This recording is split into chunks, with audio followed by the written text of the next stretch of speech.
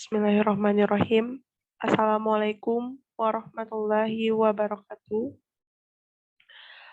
Perkenalkan, nama saya Septila Rayani selaku moderator dari kelompok 8.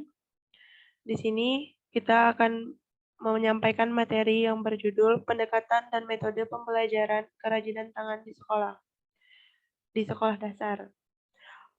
Untuk sebelum menyampaikan materi, saya akan memperkenalkan pemateri yang ada di kelompok 8.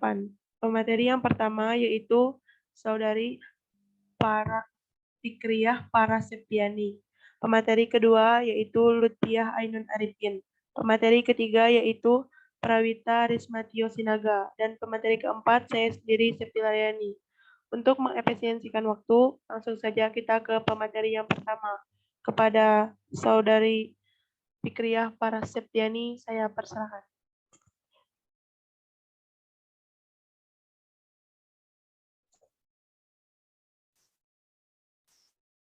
Terima kasih kepada moderator. Di sini saya akan memaparkan mengenai pendekatan pembelajaran seni. Pendekatan dan metode pembelajaran merupakan faktor penting dalam proses pembelajaran seni di sekolah. Karakteristik pelajaran seni yang unik dan berbeda dari pembelajaran materi pada umumnya menuntut perencanaan yang matang. Perlu disadari bahwa hasil belajar dalam pembelajaran seni pada umumnya tidak serta-merta tampak pada saat itu juga.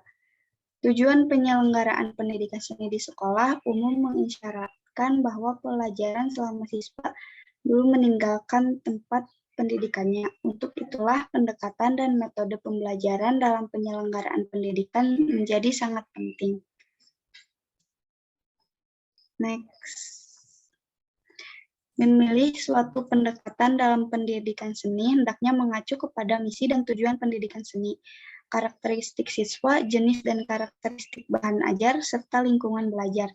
Pendidikan seni rupa juga berperan dalam menyeimbangkan kehidupan individu dalam mengembangkan kepribadiannya, baik dalam aspek kecerdasan maupun perasaan dan kehendak.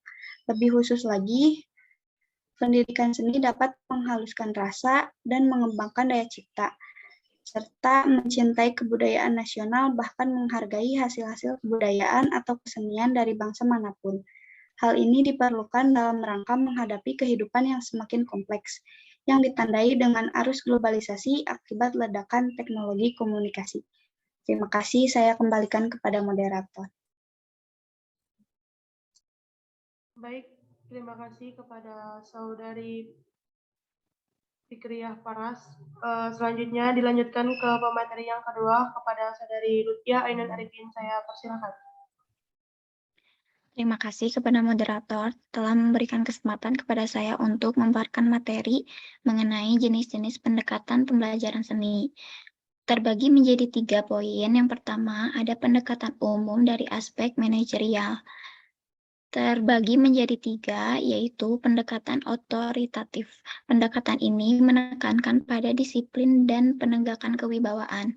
Cara ini penting untuk melatih dan membina aspek kedisiplinan, ketelitian, dan prosedur atau penggarapan karya tertentu. Lalu pendekatan permisif. Pendekatan ini menekankan pada segi kebebasan penuh terhadap anak didik, di mana kebebasan adalah hak setiap orang. Dan pendekatan demokratis. Pendekatan ini bertumpu pada pandangan bahwa tiap orang memiliki hak untuk menyatakan pendapat. Poin kedua yaitu pendekatan umum dari aspek psikologis. Terbagi menjadi 3 juga. Yang pertama yaitu pendekatan iklim sosio-emosional. Model pendekatan ini mengutamakan penyediaan iklim belajar yang kondusif, penerimaan peserta didik sebagaimana seadanya, serta menghargai perbedaan individual. Lalu, pendekatan pengubahan tingkah laku, di mana pendekatan ini menekankan pada pemikiran bahwa tingkah laku dapat diubah melalui cara-cara tertentu. Dan pendekatan proses kelompok, di mana menekankan pada pembentukan kelompok yang erat atau kohesif. Kelompok yang bekerja sama secara erat akan menghasilkan nilai lebih, dan kelompok bukan sekedar penjumlahan dari individu-individu, tetapi kesatuan yang memiliki kekuatan. Dan yang terakhir, poin ketiga, yaitu pendekatan dalam segi proses belajar. Terbagi menjadi dua, yaitu pendekatan cara belajar siswa aktif. Untuk mempelajari materi baru diperlukan adanya sejumlah pengalaman dasar melalui kegiatan membaca, observasi, mendengarkan informasi lainnya. Dalam hal ini motivasi belajar sangat diperlukan. Penguatan belajar melalui ulangan dan latihan. Dan yang terakhir yaitu pendekatan keterampilan proses. Pendekatan keterampilan proses menekankan pembentukan keterampilan memperoleh pengetahuan dan mengkomunikasikannya. Cukup sekian yang bisa saya sampaikan. Saya kembalikan kepada moderator. Baik, terima kasih kepada pemateri kedua. Selanjutnya dilanjutkan oleh pemateri ketiga, yaitu Prawita Rismatio Sinaga. Kepada pemateri yang ketiga, saya persilakan.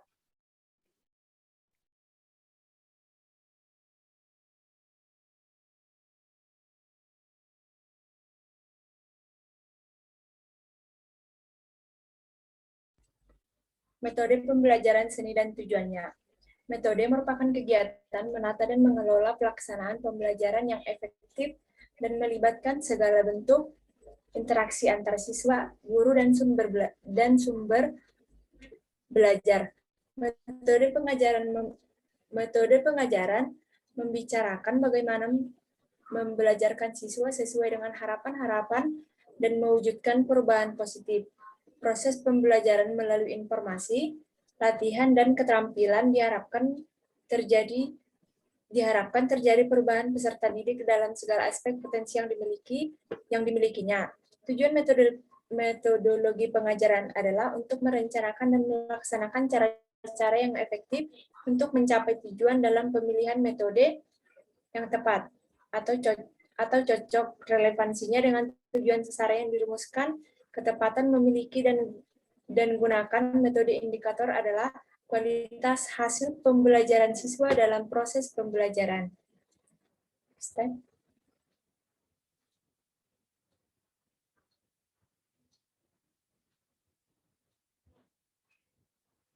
Next.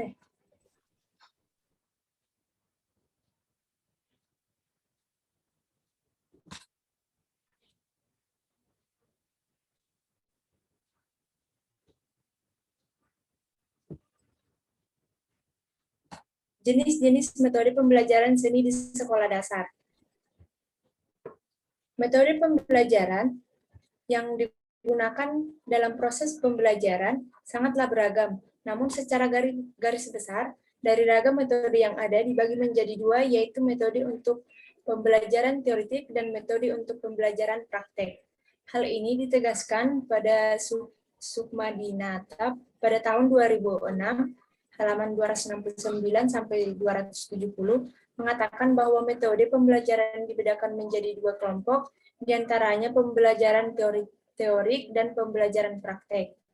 Pembelajaran teoretik mencakup beberapa hal, pembelajaran ekspositorik, pembelajaran kegiatan kelompok, dan pembelajaran berbuat.